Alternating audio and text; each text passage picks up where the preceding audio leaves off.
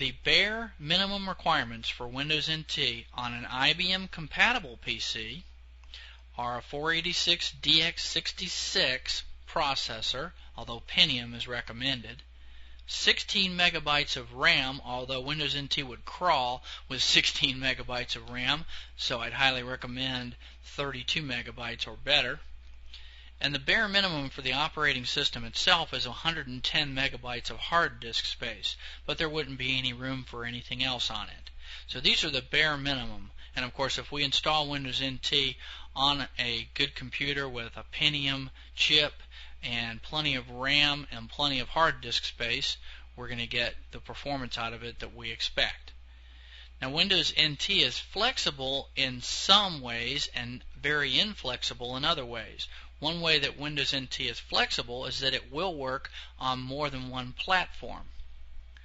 Windows NT will of course work on the Intel platform, which is the focus of this chapter, but it will also work on a MIPS platform, an Alpha platform, and a PowerPC based platform.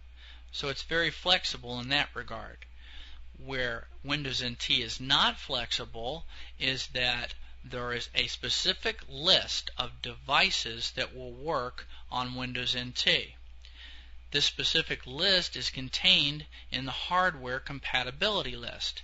And the hardware compatibility list can be found at Microsoft.com/HCL. The hardware compatibility list will tell us what devices will work with NT and what devices will not work with Windows NT. So it's a very nice tool to take a look at before we look at doing an upgrade installation from another operating system to Windows NT. Upgrading another operating system, such as Windows 9X, to Windows NT is not a direct upgrade. There is no automatic upgrade path.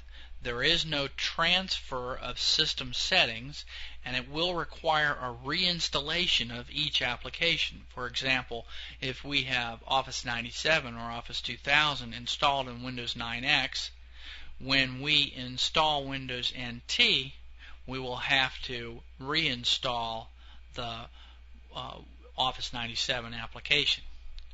So it's not a simple upgrade as with some operating systems.